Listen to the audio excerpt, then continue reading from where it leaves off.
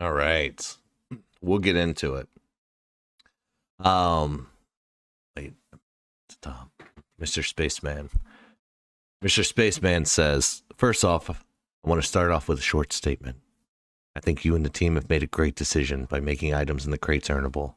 It's a great first step, but on to the questions. Thank you, Mr. Spaceman. I appreciate that. I think it's an important development that people will be able to earn stuff, and it's how the game's going to operate once we ship, right? There's going to be a good balance of ways to earn things through time commitment and skill, and there's going to be ways to buy things. So I feel like having the crates earnable is more representative of how the game's going to operate after launch anyway, so it's a win-win. It was great feedback and, good validation for why we do it this way, right? Like, we aren't always going to have the right answers. And it's up to us as a community when we do something that doesn't feel right to give feedback, be listening, and act on it. So very happy where that ended up. Spaceman's questions. What are the current plans on expanding the PvE extraction shooter elements in DEADROP? Currently, it's very bare bones, understandably, because we are in pre-alpha. However, things like quests, missions, locked doors would be great to see. Yes. We stopped doing new staff announcements on Twitter a while ago, but some of you have noticed we did have a new designer join us, Colin, and he's been incredible. I don't know if he's in the chat right now, but Colin has came in, he's hit the ground running. He's been writing all kinds of design documentation, really like diving deep on everything that we've done to date, and everything that we'd like to see in the future. Yes, he is in the chat. And so like a lot of that stuff is in early stages, so I don't want to dive too deep into it because the team needs to get their head around like what we're going to actually action on and get it implemented and for you guys to play test it. But there is a lot of the stuff that you mentioned in the works, a lot of things of making events that happen during a session, a lot of high risk, high reward moments during the game. So things like, and then like things like quests and missions, like, yes, we're about to add some challenges to the game that allow you to earn them on the website to earn some crates. But in game, there's going to be a lot of that stuff, a lot of interaction with the vendors, with NPCs, a lot of reputation systems that we're playing around with, because we really want there to be decision making when you're choosing to interact with an NPC. Right, whether it's a cleaner or it's some other form of NPC in a different sector, whatever it may be, we want there to be a little bit of a thought of like, hey, like, who do they work for? What is their relationship to me as a player? And does it make sense to just shoot everything I see? Right. And I think it's a lot more interesting when the answer to that is no. Right. Like when there's a little bit more nuance with like, hey, maybe I shouldn't be aggressive towards every single NPC, every single player I see. And maybe there are advantages to, sort of building reputation with different factions. So a lot of that stuff is the stuff that's being designed out now. And when Doc earlier and I earlier in this month said that the team is going heads down and really looking at fleshing out that core experience, that's the type of stuff that we're talking about. It's designing out those systems and that nuance and the thing that makes the minute-to-minute gameplay really exciting. Because over the last 2 years, we've been building out the systems that will allow somebody like Colin to go in and leverage those systems in really cool ways. Not to say we're done building systems, because I know there's a lot of systems that Colin's been pitching that are still coming to the game, but we have a really nice foundation now. So that stuff is happening, and then as that stuff gets slotted into the roadmap, we'll be announcing those roadmaps. So you don't have to wait for it to be in a snapshot to know about it and to give feedback on it and sort of like see some of the designs. So as that stuff gets finalized and we decide like, yes, let's try that, then we can start communicating that stuff in a roadmap for you guys. I hope that answers your question. You, Rob, that's me, have mentioned variant voting would be coming during this next phase. What is the new cycle of development going to look like from a variance point of view for future snapshots?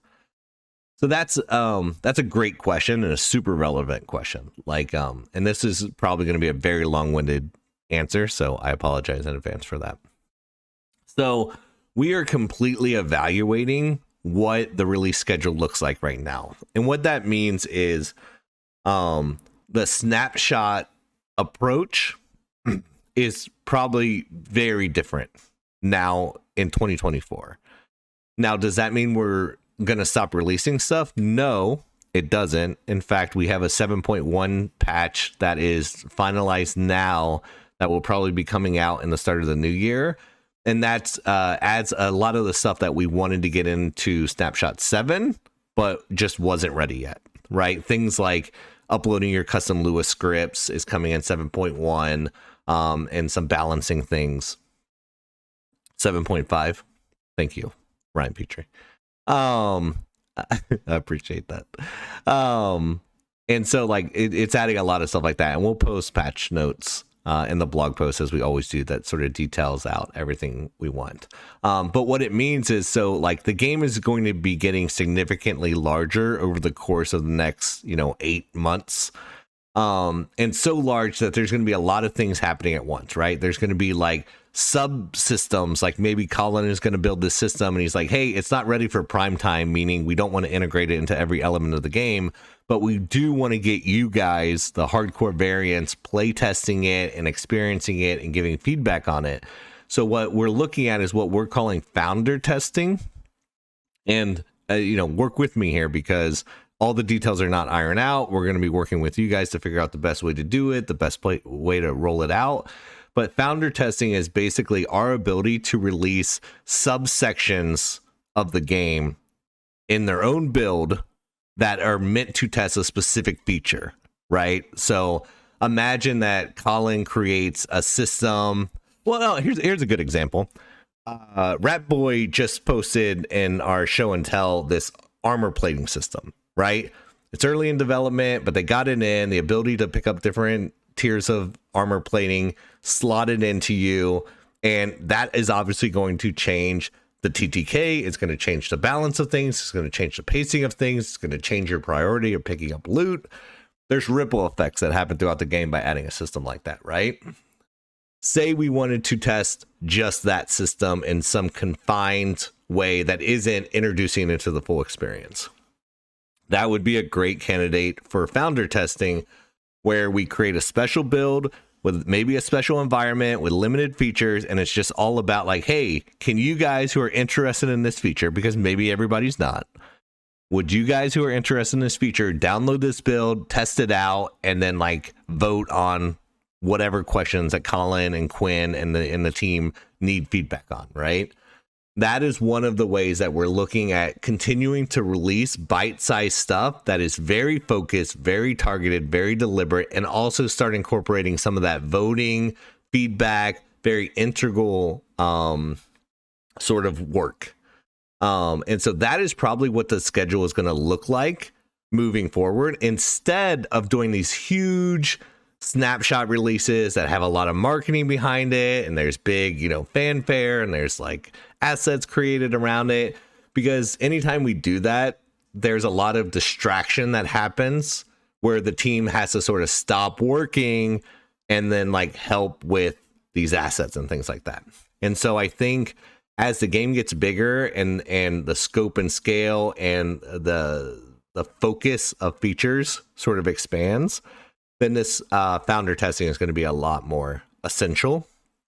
And it's also going to allow you as founders to identify the parts of the games that you are the most passionate about, right? So if you like really care about gunplay, you're going to be focused in on those founder tester builds that come out that are all about like that second to second gunplay and TTK and all of that. And if you really care about the driving section and we're doing, expansions on that, then you might only care about that stuff. Or if you only care about UGC, like it's going to allow you to focus your time and energy. Because what we have learned is there are some very hardcore members of the community who are able to commit every weekend playing Friday Night DEADROP and really being deep involved. And like, we're super appreciative of that. But there's a lot of founders who just don't have the time to sort of invest in every single thing that we do. And when I say invest, I mean their time, not money. And so this will allow you to sort of pick and choose, like, oh, I'm really interested in that. Let me make sure that I sign up for that playtest, but I don't really care so much about the driving, so I'm not gonna, I'm not gonna worry about downloading that build. And that's going to allow the team to do a lot more targeted releases throughout the year. And then, when the snapshots come out, whenever that may be, we do not have a date for the next snapshot. We're going to see how this like smaller builds targeted testing goes. Then when those snapshots release, then they're huge releases that are really a combination of all those little things that we did, right? And then you get to play it like, oh, okay, like, yeah, we were playtesting that gunplay stuff, and we were playtesting that new armor system, and we were playtesting these new tweaks and these new gadgets that the team added, and now we get to feel it all together. And so we are going to figure that out. And like, there's, unlike snapshots that always had like an understanding of like, oh, originally it was every 8 weeks and then it went to every couple months. With these, there's probably not going to be a set schedule. It's probably going to be based on what is needed by the team, right? So if like Colin introduces a system and is like, oh, I really need eyes and hands on this, then we'll package it up and get it out as fast as we can, right? So that people, however limited, can get their hands on it and test it out and get him the feedback we want. Because over the course of this next 12 months, what we really want is we want very tight, iterative processes. And there's going to be some things that, won't require that feedback, and that's fine, and we can communicate what's going on, and you might not see it until a larger snapshot release. So that is generally how the cadence is shifting. It's going to be there's still going to be releases. There's not going to be marketing fanfare about it. We're not going to worry about making them pretty. We're not going to worry about, the perception of them outside of our founders. Because like right now, we're not really concerned about flooding this community with a bunch of users who are not emotionally invested. This period is all about, hey, I think we have all the people that are really passionate and want to be involved in the game. Great. Let's shut the doors a little bit. Like, yeah, we'll leave game access pass open. So if you like have a friend who comes along who's interested and they want to get involved, great. They can buy a game access pass. But there's not going to be a marketing push to trying to like expand this community until we get closer to launch. And then that allows the people who are here in the community now to put their heads down alongside the team and focus on ironing out these features that we're looking at. Okay. You and Doc have mentioned tentative release dates of 2024. Is this expected to be a full release? If not, when do you expect the game to be entirely finished? You're right. That's a huge question. We do not have a full release date for the game right now. We do want to release something in the later half of 2024, but that something would not be anywhere close to what I would consider a full release, right? But what we do want it to have is we want it to have polished, fully arted, ready for public consumption foundation of the entire game, right? And we want that out on every platform that the game will eventually be on. That means, the next gen consoles with Xbox Series X, hopefully optimized to the point of Xbox Series S, PS5, and then PC. So that is what we want to have out in 2024. I don't know the right phrase for what that is, right? I don't think early access is the appropriate phrase for it. But it's more akin to something of like, hey, somebody who has not been following along with DEADROP, somebody who is unaware of what we've been doing, and they're just somebody who like logs on and they see what the latest releases are and they buy the things that they're interested in. That release should be appropriate for that person to be like, oh, okay, let me try this out and play it. And it's a full experience and it's fully arted and there's no white boxing. But it's not the full release in terms of scale and scope, right? So an example of that, not saying this is locked into what we're doing, but an example of that would be like, hey, what if we wanted to introduce just the first 3 sectors, right? So you have a little bit of all the dynamics that we want, and we release it, and it's fully arted, and it looks good, and it plays good, and it's complete, and it's as bug free as we could get it by that point. But the understanding is the game is going to continue to expand and introduce new elements, and everything in the game isn't there yet.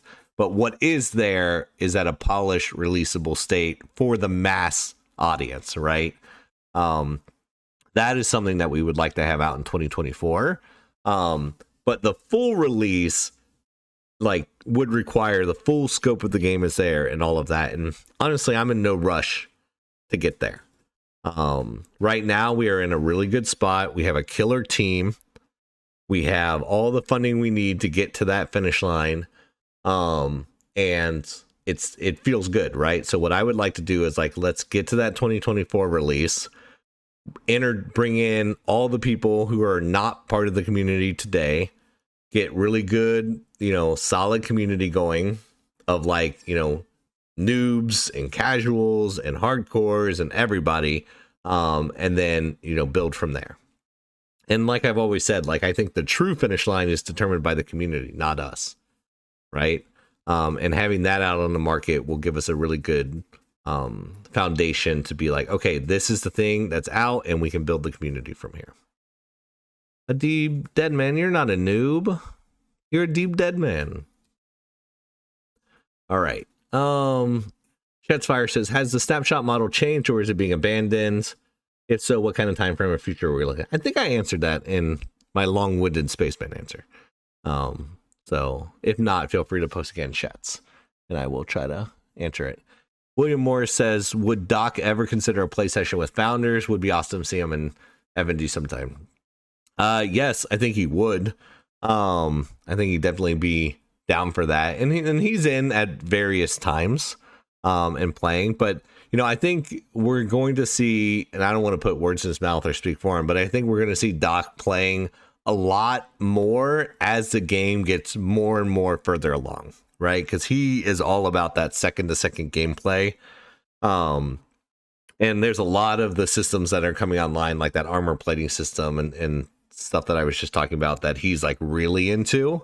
So I think as that stuff comes online and the lobbies are fuller and he can make really good experiences out of it, that's when we're going to see him playing a lot more often. And then even in those like closed founder sessions, right? But I don't want to speak on his behalf.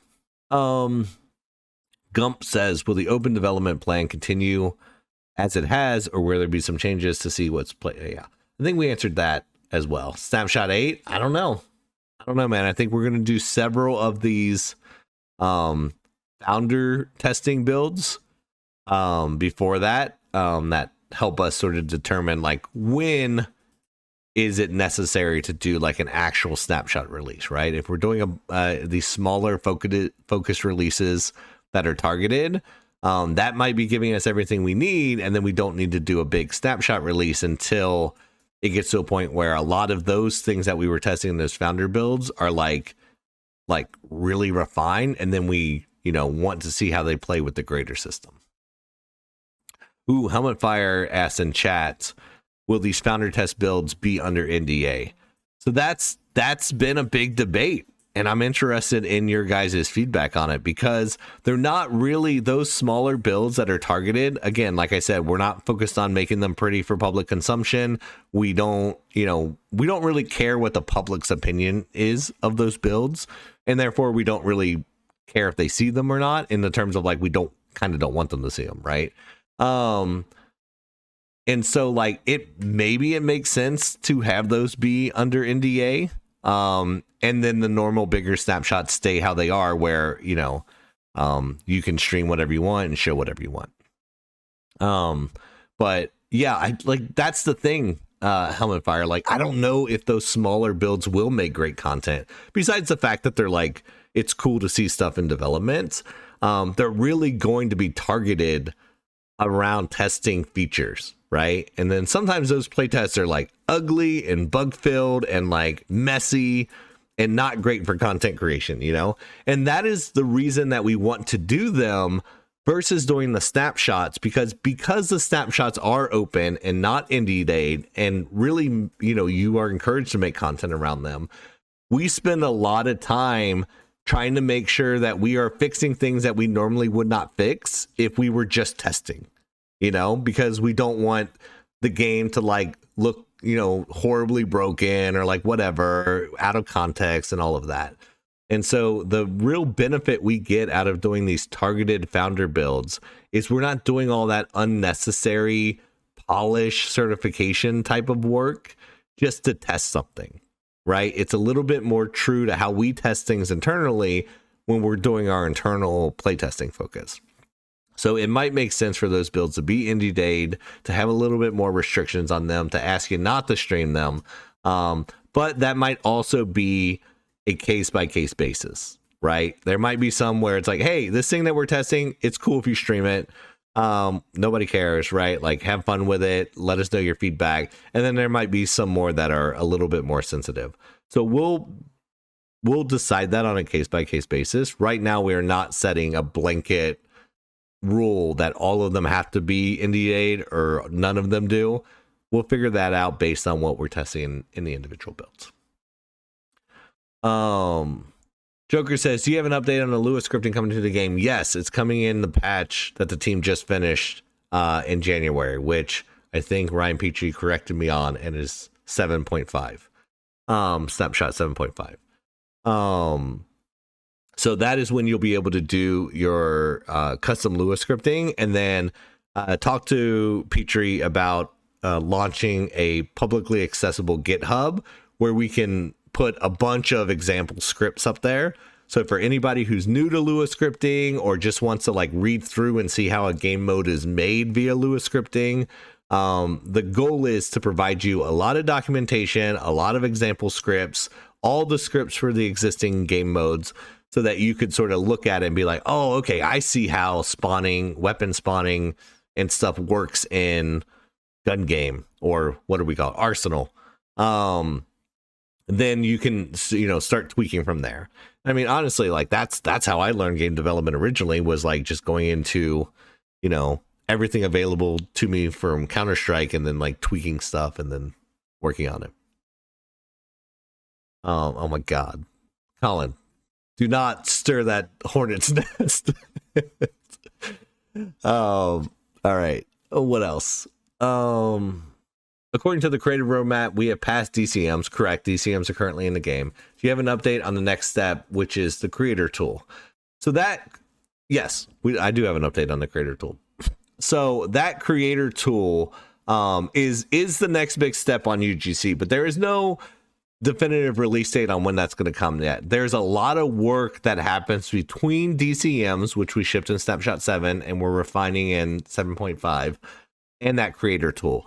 The first step we have to do on our side is there's a lot of back-end preparation for building all of our art workflows to make sure that they are ready for that creator tool, right? And so what that means is making sure that we are finalizing how we are texturing and materials and the modularization of weapons in the game. All of those systems need to be locked in, settled. We understand how they work. We understand how we're building weapons, because I'm pretty sure I said it a lot internally. I don't know how much I said it externally, but the goal has always been that we want to be building weapons and characters and assets in the game the same way that we are expecting our community to build them.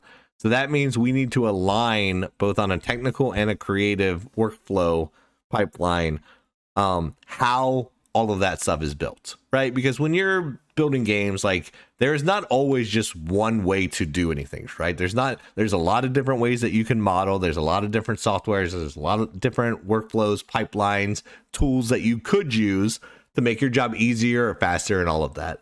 And we need to all settle on what is our unified pipeline and workflow, and how do we build the tools to support that pipeline and workflow into that creator tool, so that when we release it to you, you are following the same technical specs, the same tool workflow that we are doing internally.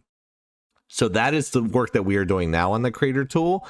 And then after all of that is finalized, Then comes the public facing work on the tool, right? Making sure the UI, the UX makes sense and it's easy to understand, and that we are building all those tools in a very clean, not programmer art way into the custom Unreal editor and all of that. So that work is being done now by Petrie and his team, and on and Howard's team on the tech art side, on figuring out all those workflows, finalizing them, figuring out how texturing and working is done, the master material work, because eventually everything that is created and is eventually published into the ecosystem for optimization reasons will need to be integrated into that master material work. So we're doing all of that now. But when will a publicly available creator tool be released? I don't know. 2024 probably. But I don't know how soon into 2024. There's a lot of that back end workflow work that needs to be done first. What does it mean that you'll be going behind the curtain in the next phase of development? Is MCAD's question. So that means we are, going heads down. We are focusing on fleshing out the vertical extraction shooter of the game, right? We in Snapshot 7.5, the patch that comes out in January, we want to make sure that we are giving you guys the ability to upload your custom scripts and examples of custom scripts so that you can start using the UGC creative mode as a sandbox for yourself. And while you guys are having fun with that, we are going to be heads down on fine-tuning and expanding and polishing and arting our mode, which is the vertical extraction shooter.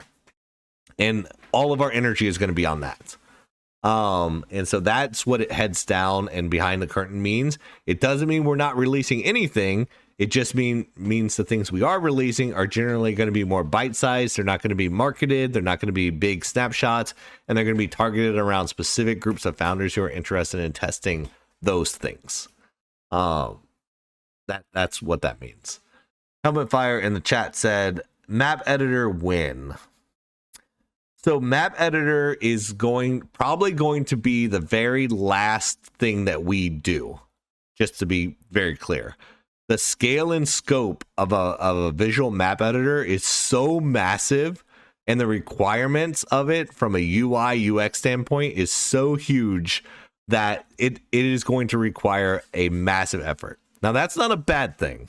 It just means that it takes much longer to get to that versus some of the other stuff. So before that map editor releases, we are going to have to do, there's going to be so much other UGC stuff that comes online, like the ability to create your own weapon skins, the ability to make your own character cosmetics, the ability to introduce custom stuff into the UGC place so that you can build environments eventually when some map editor exists, all of that stuff, right? And then the last thing will probably be the map editor, unfortunately, for those who are really excited about building maps. Just because from the sort of lift it takes to release that in a polished state that's easy to use is going to be hard. But that map editor is very important to us. It is, it's going to be a lifeblood for a lot of the UGC. So I don't want you to misinterpret what I'm saying, that because it's last, it's the least important. That's not the case. It's last because it takes the most work to do.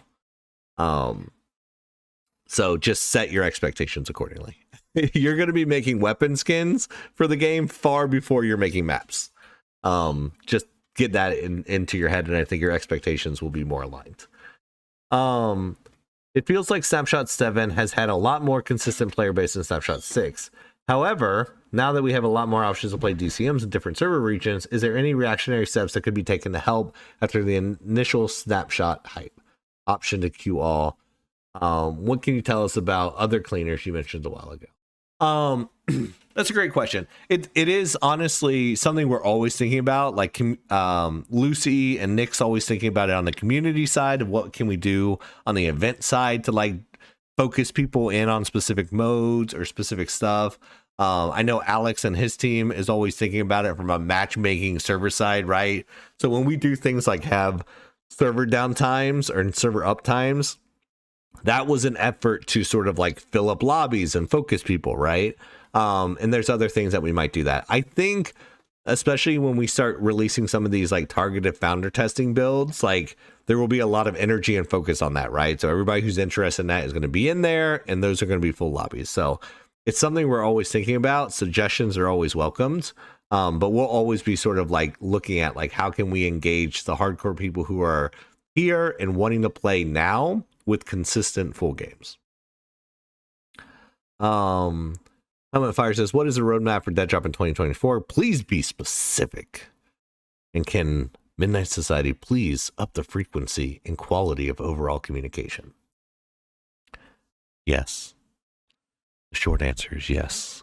The key to upping the frequency and quality of communication is knowing what the hell you're doing. And so right now, I would say from the launch of Snapshot 7 to the end of this year, we have been in constant meetings of figuring out what the hell we're doing, right? Which means, what is the plan for 2024 in terms of like, we know what we're building, right? Like we have plenty of work to do between now and release. But the question is like how to prioritize that, how to make sure we're doing stuff like the founder testing, the focus build. So we've been having internal discussions about all of that to figure out the best way to, one, make sure that you guys are involved, have chance to have discussions and votes on stuff, play test stuff in a way that gives us, and specifically the design team, Colin and Quinn and all of them, the feedback and data that they need to make good decisions and to iterate properly.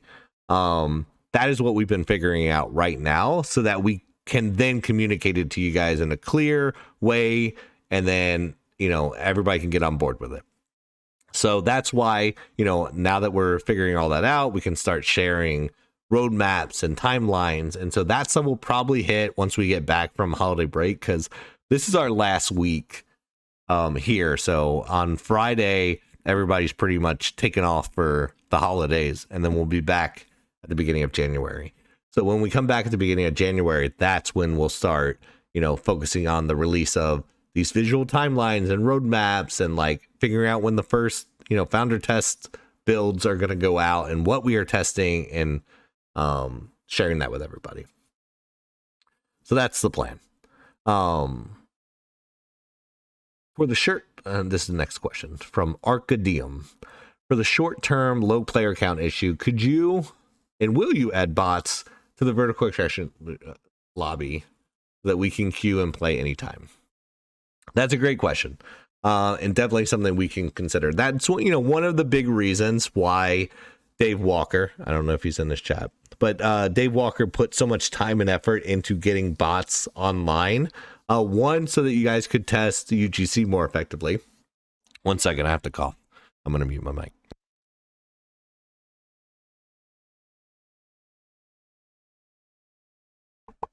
Okay, sorry about that.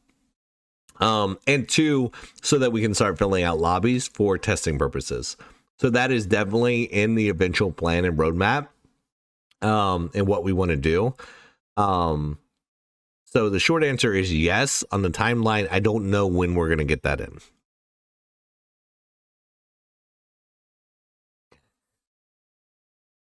I made a big mistake opening up the chat for this while I'm trying to read and talk.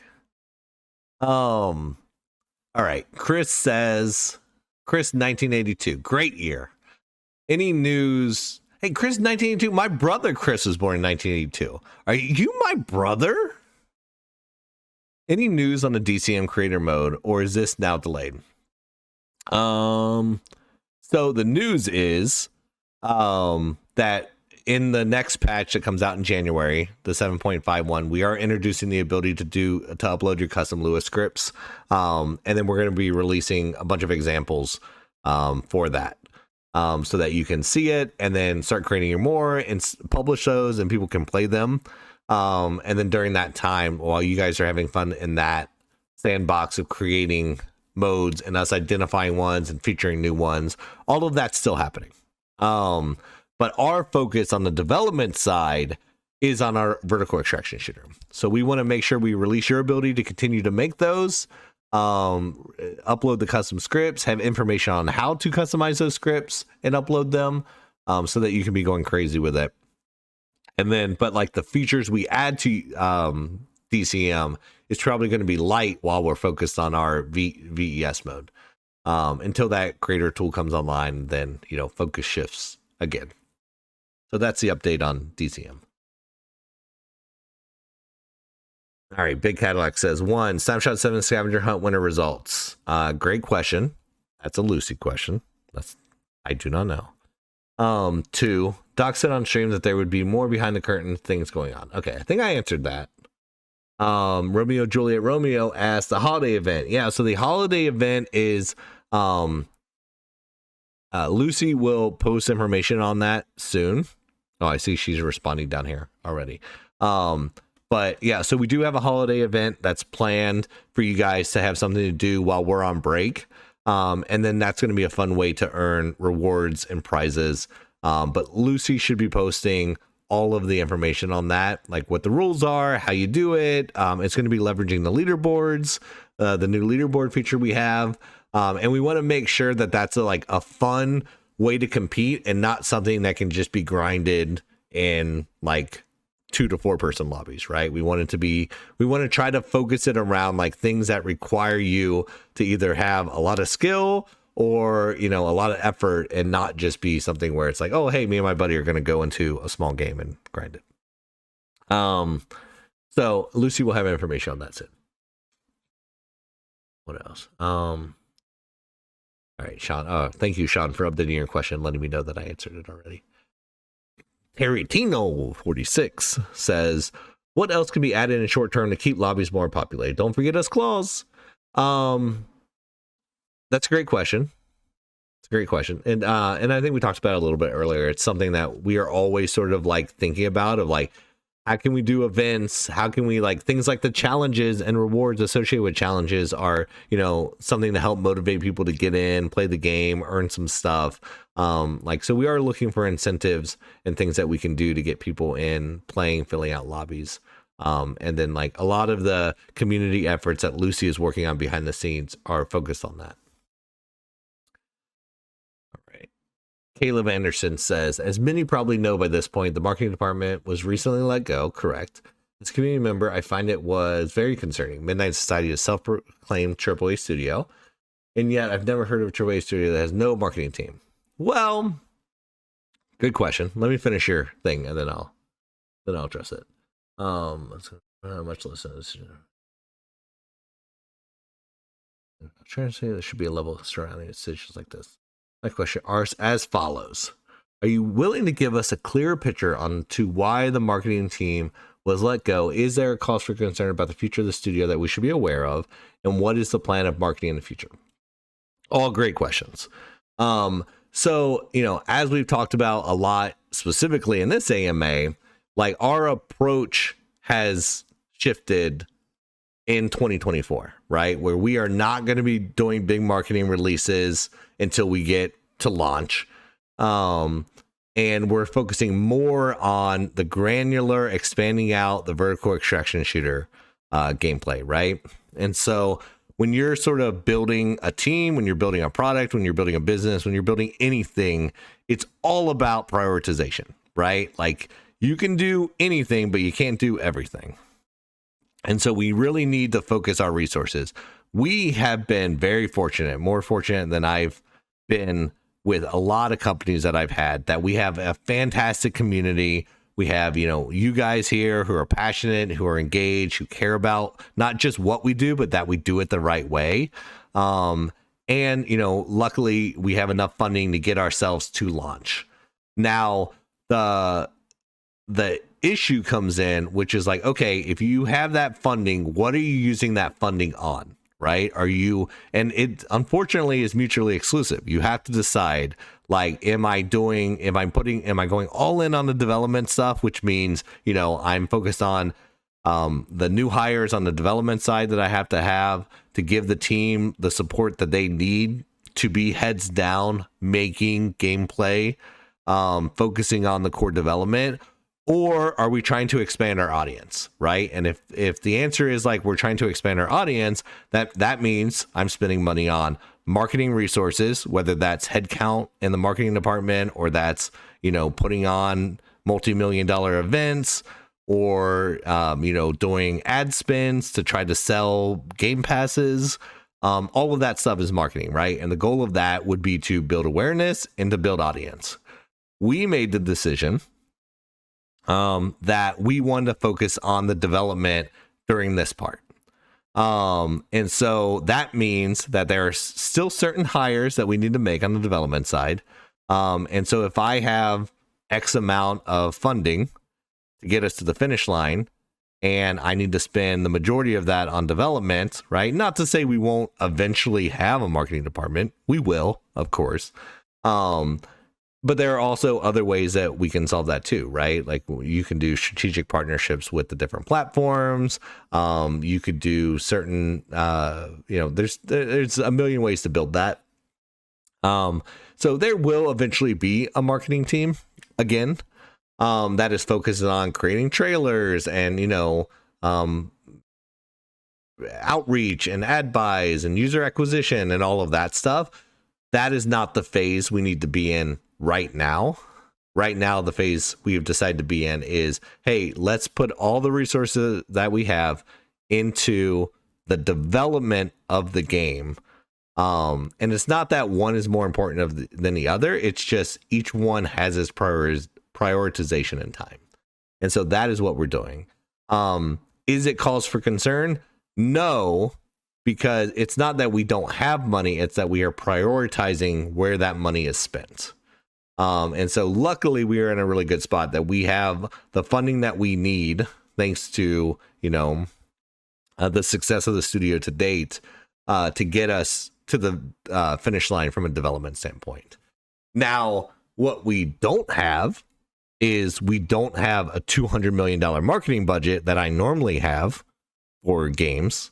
So to give you some context, back when I worked on Call of Duty 4 Modern Warfare, we had a $50 million development budget and a $50 million marketing budget. It's 1-to-1, right? We were spending as much on marketing as we were spending on development. Now, back then that felt like a lot of money. $100 million total budget today in AAA space doesn't feel like a lot of money. People are spending current Call of Duty is spending far more. Modern Warfare 2 was far more. Like Modern Warfare 2, I think we were at $150 million budget. I think it was $150 million development and 150 marketing. And that's back when we were doing like Super Bowl ads and, Eminem was doing the track for it and like all of that stuff. And so that is not how we are doing this game, right? We are focusing all of our efforts on the development, and then eventually we'll get to a point where it's like, oh, hey, the game is done, development is finished. Like we are in that live service model mode. So we're still making content. So development's never technically done, but the core development is done. Then we can start worrying about what the marketing stuff looks like. That is just not the time. And, that sucks for some reasons, but it's also ultimately, I think, the right way to go in terms of making sure that this development team has the support they need to do the work that they need to do. And then we'll eventually get to the point for marketing. I hope that answers your question. And that's a great question. And that stuff, like, a normal studio would probably shy away from even reading that question, but that is not what we do, right? We are here to have frank, honest conversations. And sometimes there are hard decisions that I have to make as a studio head that suck because it affects people that I care about and that, I've enjoyed working with and who do great work. But also I have to think about the studio and the project as a whole. And I have to make those decisions ultimately. But as someone who is responsible for making those decisions, I am also very responsible for taking accountability for the fact that I am the one making those decisions. So I want to be open and transparent to how I make those decisions, why I make those decisions, and hopefully you can see the reason and logic behind it. Okay. Next question. How has the studio's opinion on Web3 technology and DEADROP changed over the course of 2023? Sorry, I was taking a drink. I don't think my opinion on Web3 technology has changed at all. So to me, for those who, I don't talk a lot about Web3 because to me, it's a tool. It's a tool that we use to solve problems and to achieve things that it is the best way to achieve them for those times. And I have always been very transparent that if I find a tool that is better for solving my problems, or if this tool is not serving its purpose, then I would not use it. But right now, everything that we've been doing on the blockchain side has been useful in expanding it, but there's also a place for it. And the majority of the game doesn't need it, doesn't require it, and we're not going to force it in there. And I think the Web3 industry as a whole has sort of been going in that direction, right? People are starting to treat it as the tool that it is rather than the hype and fanfare for no reason, which is great. That's always a good thing for technology. It's like focus on the use case. How is it useful? And, don't get emotionally attached to technology. And that's the approach that we've been taking with anything Web3. And there's some really interesting things. And, what we have done is been able, as we get further in development, be able to identify like how it's used and make sure its use is targeted and useful and only where necessary, which is how all technology should be. But our stance has not been the same, right? Like my big thing is like, I don't care what technology solves this. All I care about is to make sure that we are being player friendly and player focused, because like right now the industry is fucking up, man. Like the fact that, oh, well, I almost don't want to say that because we're negotiating with them right now, but no, I mean, I kind of have to say it, but the I feel like I'm going to regret this. But the fact that Sony can pull, things that you own out of your library and then you don't have access to them anymore because you bought them, it's kind of fucked up, right? Like that kind of sucks. Like I think as an industry that is going digital only needs to get away from the licensing model and back to the fact that you own what you buy. You own it and you have rights as an owner to that thing. Is very important to me. Now, how do we solve that? It's a big problem to solve.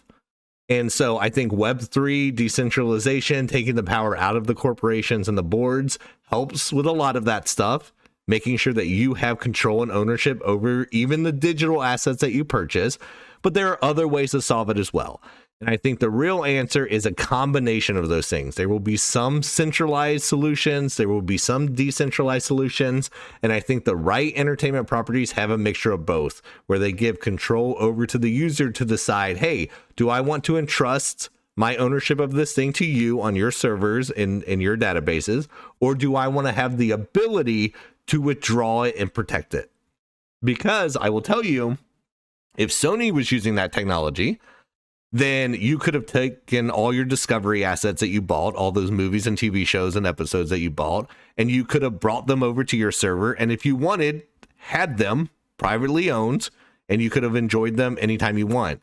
And you would not have lost them just because Sony, the corporation, lost the licensing rights to them, right? That is a very specific use case that something like Web3 is being built to solve for. Now, there are many other people building other technologies to try to solve for that.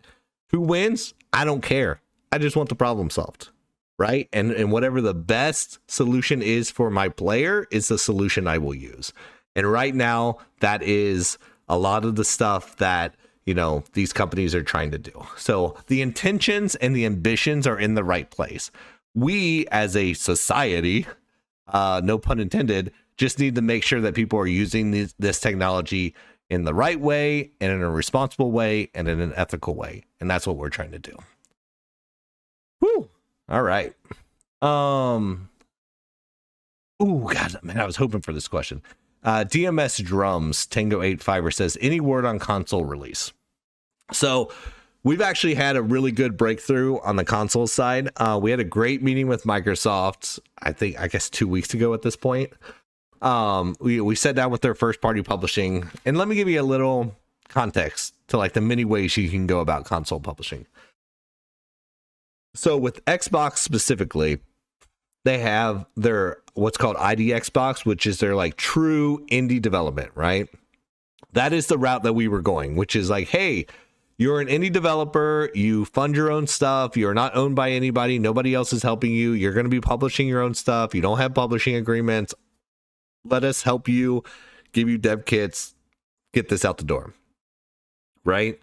Then there is like second party, which doesn't really exist much anymore in the Microsoft ecosystem, which is like, oh, hey, like we're sort of giving you additional support. Maybe we're giving you some funding. Maybe there's a strategic partnership, stuff like that. And then there's first party, which is like you are a Microsoft game. Microsoft is the publisher of you. They giving, they're dedicating entire teams to it. You have a Microsoft executive producer, you have producers under them, you have a production team, you have QA, you have all this stuff that Microsoft is providing. That would be like first party. It is their game, they are publishing it, they share in the revenue, all of that stuff. So that is obviously, like the handheld approach. Like they're going to hold your hand through the entire process and be really involved with it. Now the downside from a business standpoint is like you would go that route if you did not have the money to make the game yourself, right? So that is like, you coming to them and saying like, hey, give me the $100 million that I need to make this game, and then in return we will share in the revenue of that game. But they have the upside, right? Because they're taking all the risk. That is not how we've been approaching this game. We've been self-funding this game. Obviously, not with our own money, like we've raised money, but not from publishers, right? And so we have been developing this game. So the plan has always been to self-publish, which has put us through the ID Xbox,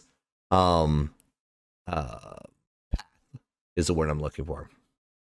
And so what we've done recently is that's a slow going route, right? There's a lot of restrictions. There's a lot of like work that we had to do on that front. Now we have started talking to the first party people, not because we will necessarily be a first party game, but because we just wanted that additional support to get through this process, get the dev kits in hands of everybody on the team who needs it, not just a select few people.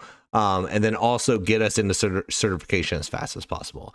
And so they have been very helpful, very nice. We had a lot of good traction. They're all getting access to the game. They're going to be joining the community so that they can be involved in it. They can be playing alongside you guys on the PC and then helping us get through that process. So that has been great, right? And so I imagine a lot better and faster traction on that console development happening as we come back in January.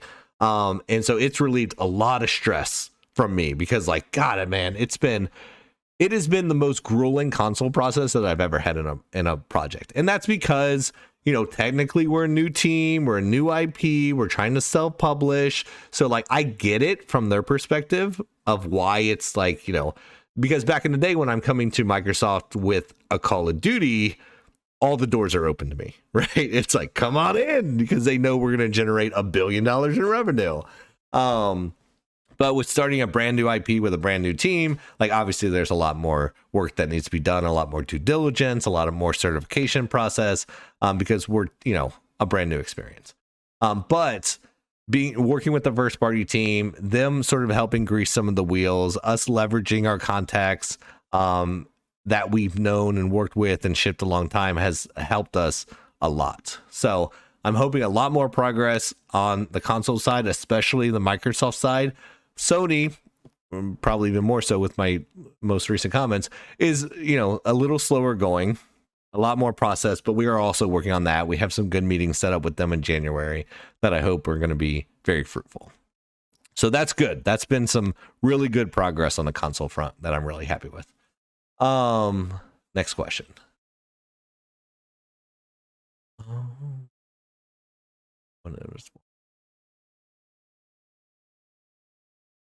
Okay, Mr. Spaceman says, any news on expanding the team and internships? So there are a few key hires. We have a new VFX team member coming on in January, and there's a few other specific hires that we are making over the course of the beginning of the next year, but not a huge expansion.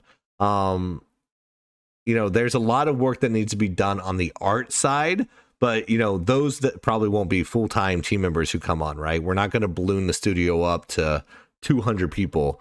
I've always wanted to try to keep the studio under 100, and then we can work with contractors and a creative outsourcing plan for the content generation beyond that, and let the core team stay tight and focused and high skill set. And that's been the focus. And so there's not a lot of new hires that are coming on soon, because we want to make sure that the funding that we have now is enough to get this team all the way to launch. So that's been the focus. Internships, I don't know, man. Internships always sound nice, and every time we've had internships, I've always, and I'm talking about previous companies, we haven't done this at Midnight Society yet, but anytime we have internships, it's always really fun, and I always really enjoy them. But they do take attention away from the people who have to manage those interns, right? And I don't know if that is a net positive for us right now at this stage when we're all heads down developing it. But, Ryan Petrie, you let me know. You let me know if you want some interns to manage. And I'll see what I can do.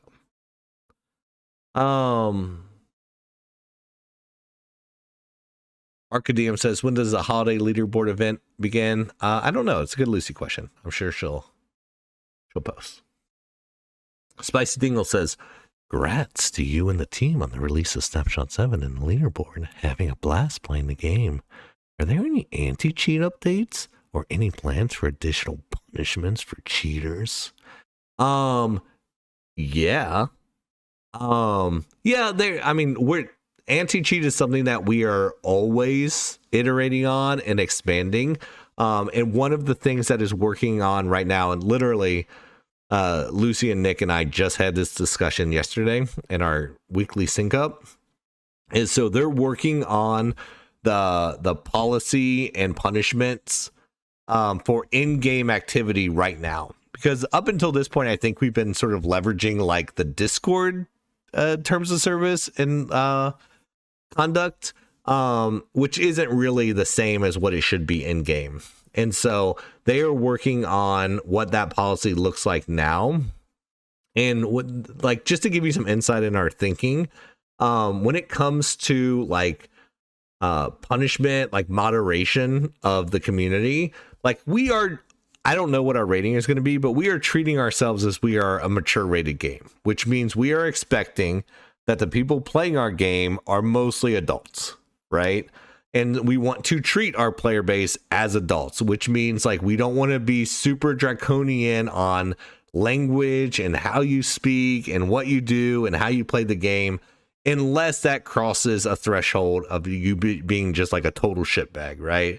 Obviously we don't want to have tolerance for racism or sexism or things that are attacking people for something they can't control.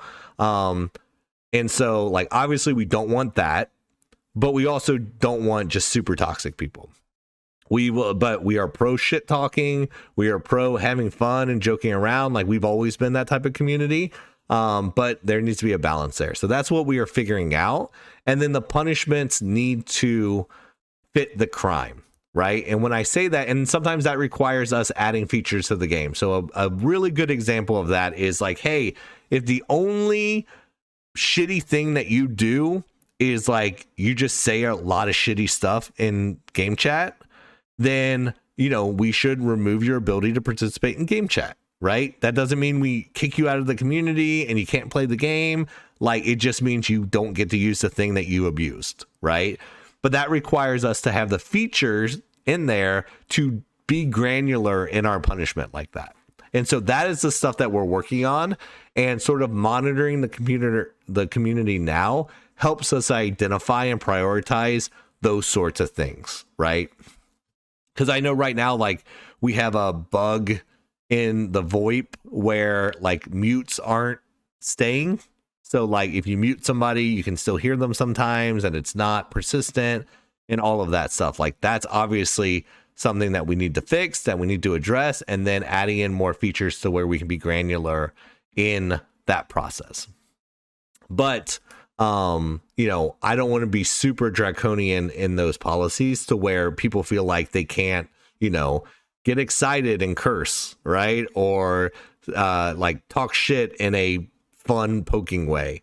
But I also don't want to give people blatant freedom to harass people. And so like that's what we're working on now, is finding that balance.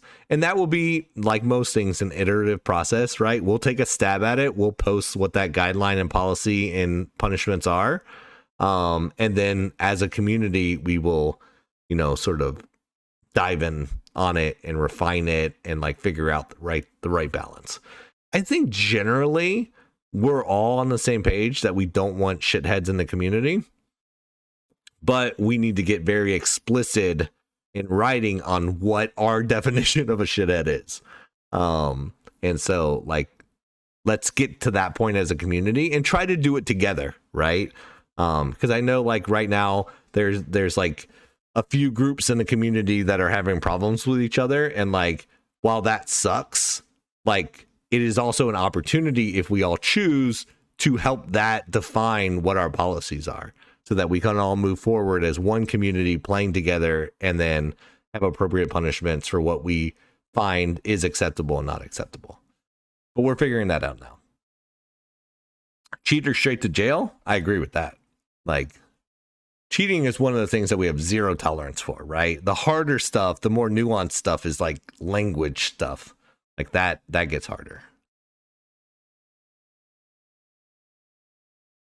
Okay.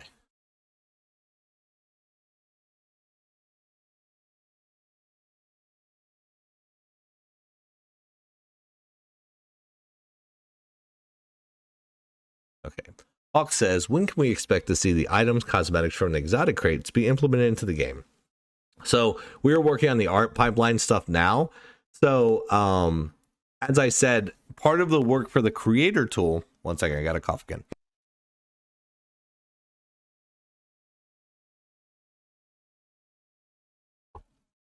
A lot of the work for the creator tool is finalizing our art pipeline and workflow on how weapons are created, how character cosmetics are created, all of that stuff. As you know, a lot of the cosmetics in those crates are those things, right? They're weapon cosmetics, they're character cosmetics, they're vehicle cosmetics. And so as we finalize this pipeline, then we will be, you know, creating the final versions of all those assets so that we can implement them in the game. So the answer, I don't have a date for you, but the answer is as soon as that pipeline is done and those assets are created, which is happening now. And then as soon as they're done, we'll introduce them into the game. King Graves coming in. Hey, Rob. I don't really have any questions. I just wanted to thank you for always doing AMAs and keeping us in the loop, connected. Merry Christmas. Thank you, King Graves. Thank you. Pork ID says, any update improvement on the in-game audio? Man, we've had several audio people join the team recently who are killing it. Right? Like they are on it. They are on the ball. Like the engineer adds a new feature. They are adding audio for that feature. They are improving it. They're looking at what we've already done and reworking it, all of that stuff. So it is coming, and it is an ongoing process. And most importantly, we have dedicated people for that now, which is, you know, last time we had a great guy and he's still here. I don't want to imply that he's God, but Travis was doing a great job, but he was also one guy trying to do everything. And now he has a lot more support within his team, which is helpful. Diet Nexus says, what about matchmaking? What's your plans on this? Man, that's a big question. Matchmaking is obvious as new features are introduced, and as the community grows, and as we introduce things like regional matchmaking and all all of that. Like matchmaking is going to go through several iterations. So I think that's a Colin question that we will get to later, because I'm sure, you know, I know that there are discussions happening with that. In the past, we had talked about how we eventually want to get to the point where, you know, you're sort of, we consider what you're bringing into the match to sort of decide that stuff. But there's a lot of discussions happening with matchmaking. So I'm going to put a pin in that one until we get there. All right. Gum asks Space Bob when. We'll get to him. All right, we'll get to him. So I want to give a little clarity on that, right? Because I started an ARG that was diving deep on Space Bob stuff, right? And like I cut it off a little prematurely because, you know, essentially, like if I would have went down the full path that we were going down, I would have established a lot of canon in our universe that maybe we are not yet ready to establish. And so I think, you know, pump the brakes a little bit, let the gameplay flesh itself out, lay the narrative on top of that, incorporate more of the team. And then we can start getting real serious about Space Bob. And so like, basically I didn't want to spoil a lot of the stuff that's going to be coming in, you know, closer to launch when we get to start having fun with like lore and narrative stuff. Just yet. Right. Because a lot of that stuff is also going to change as the design of the game changes. And so I think Space Bob is going to come when we have the time to give him the time and attention and visual support that he requires. All right.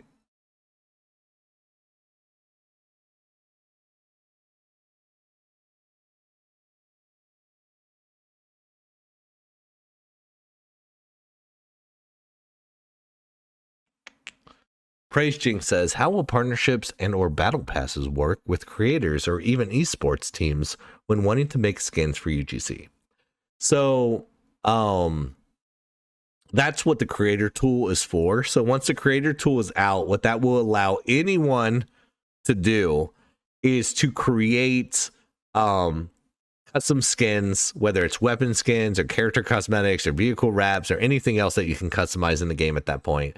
Whatever you're able to create, have skins for, you will be able to create skins for using the creator tool, and anybody will be able to do that. Now that doesn't mean anything created instantly goes into the game. There will be a publishing process where you create custom content, you submit it for publishing. It has to go through its own certification process, which means we need to make sure it technically works. It doesn't provide a unfair gameplay advantage. It lives in its proper place, right? Like we don't want that 100 Thieves skin scenario where somebody makes an all black skin that you can't see in shadows and now it's OP. So there is a publishing process that goes into UGC, but anyone can create stuff and submit it to publishing, and then based on it going through that process, they will be approved and released and can be monetized by that creator. So whether it's an esports team doing it or it's just you doing it, everybody is on an equal footing, right? There is no special treatment for like, oh, Optic gets to do something that you don't get to do. The goal is to have it be a permissionless, equal playing field for anybody who has the ability to create UGC can create it and publish it and have the sort of same weighting and decision making put behind it. Okay.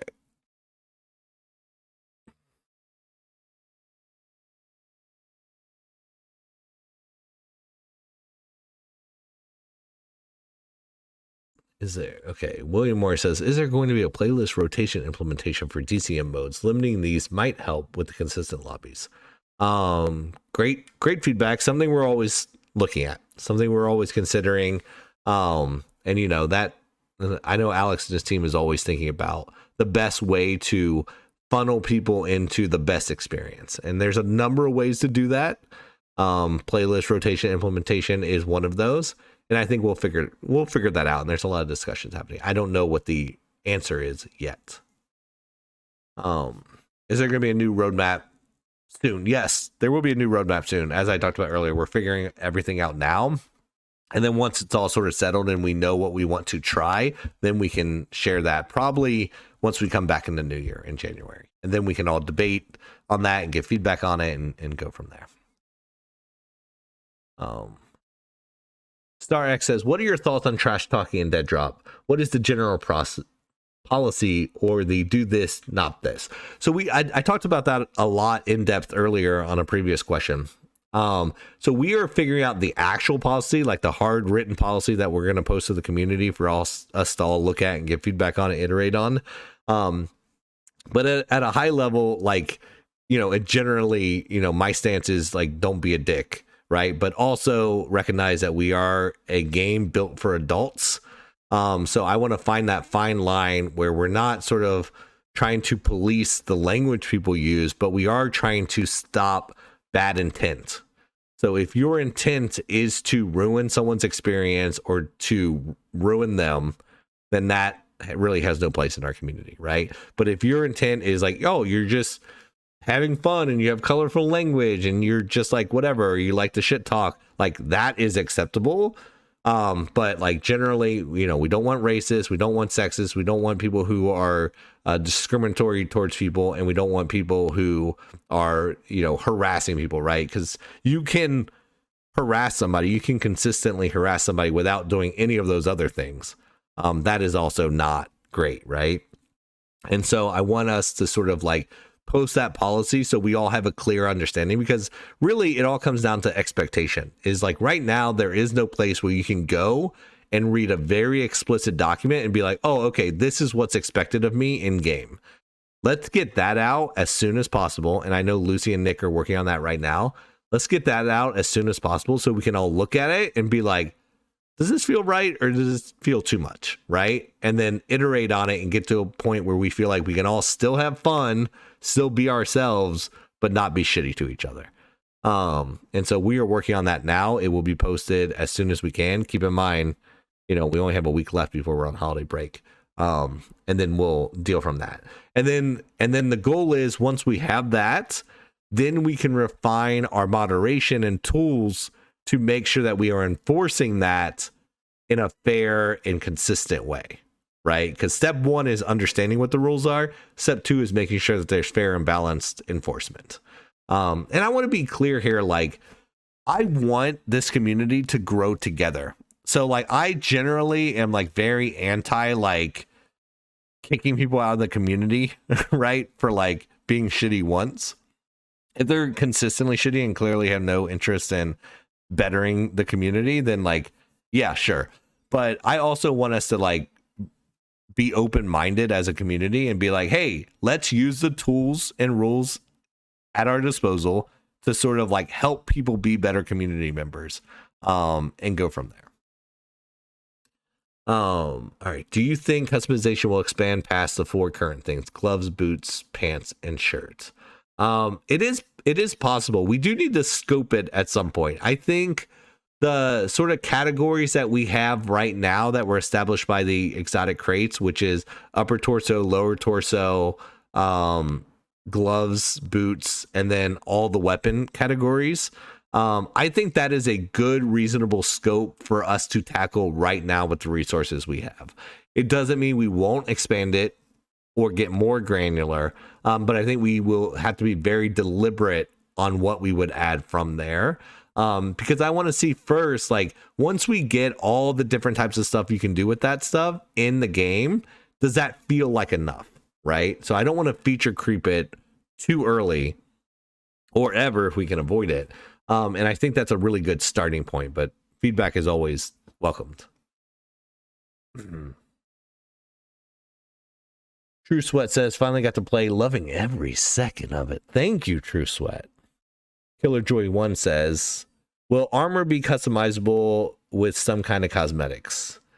The chest plate armor will hide the chest piece cosmetic. It's a small concern.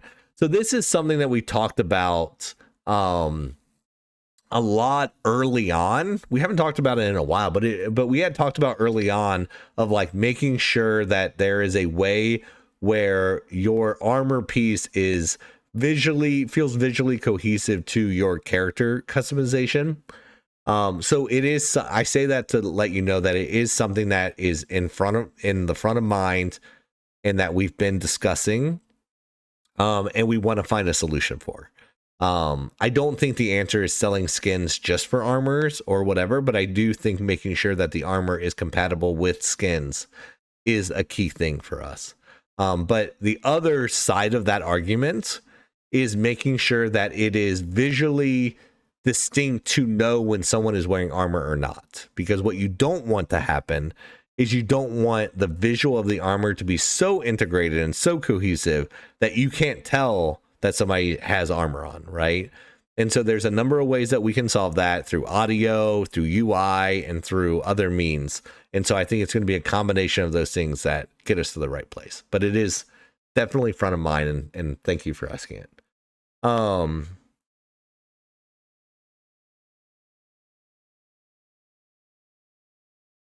many more?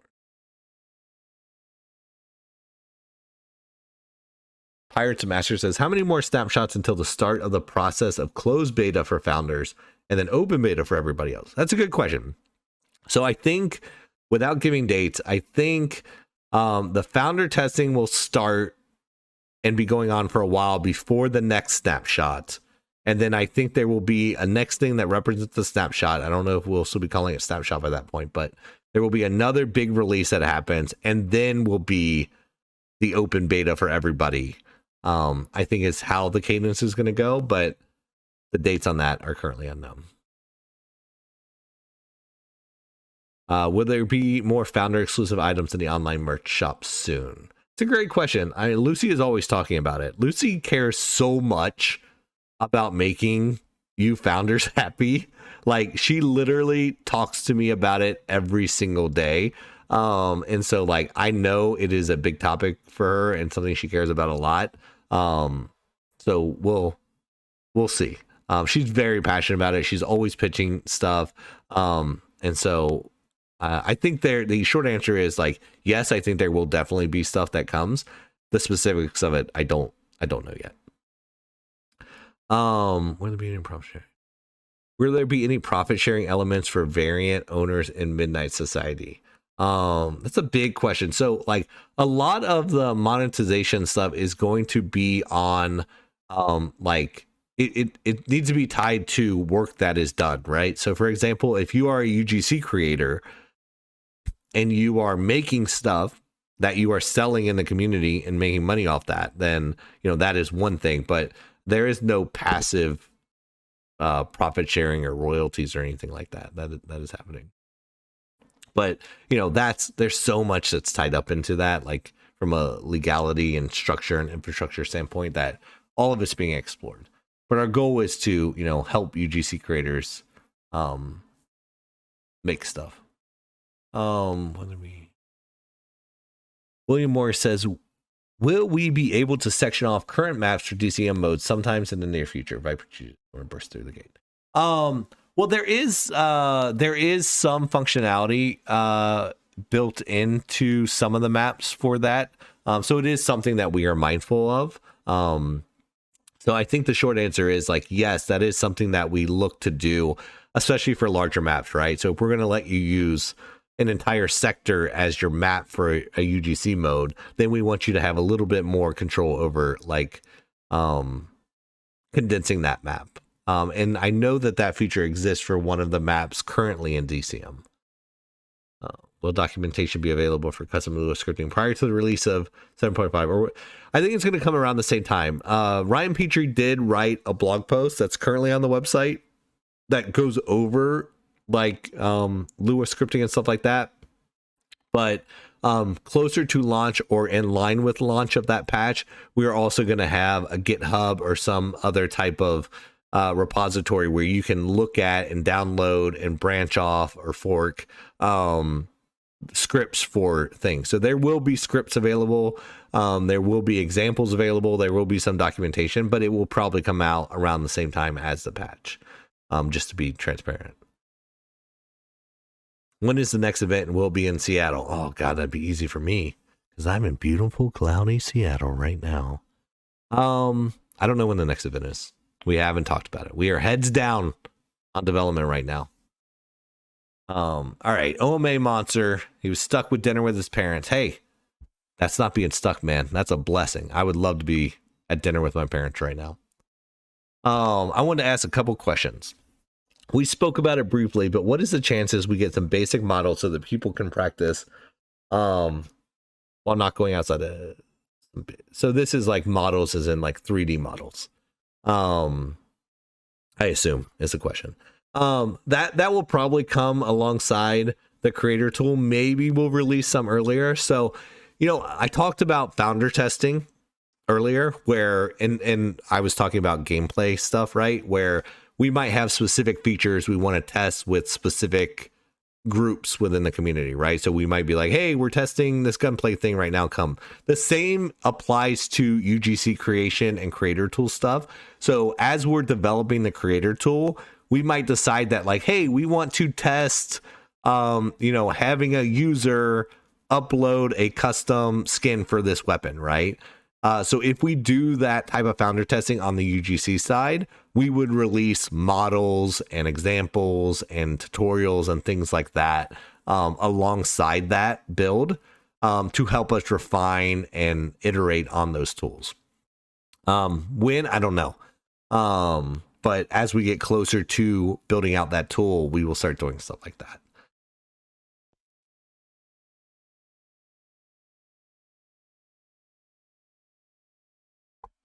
Oh, unscheduled cough. Sorry. And then eyes win. I mean, that's late stage stuff, man. That's when the UGC stuff comes online and the publishing platform and the ability to start submitting your UGC stuff. That's when the eyes are becoming really relevant. So that's a long ways out. All right. I think, is that it? Yeah, that's it. I got to the bottom of it, man. All right. I apologize for the raspy voice and the coughing breaks, but you know, I always appreciate this chance to sit down with you guys and just give you a brain dump of what's going on, why we're doing what we're doing, how we're doing it, address things that we've done in the past that you've given feedback on. So I appreciate it. I appreciate you. We are all about the break for the holidays. I hope you guys have a good break. Take time to relax, get some games in. And I will see you, like, next year is a huge year. I am excited to come back after New Year's because we have so much stuff in the pipe. This founder testing, the new patch, the Lua scripting, featuring of game modes, a lot of art coming into the game in the new year. So there's a lot to be excited for right now. And I'm just appreciate being on this journey with you guys. So thank you so much. And I will see you at the next one.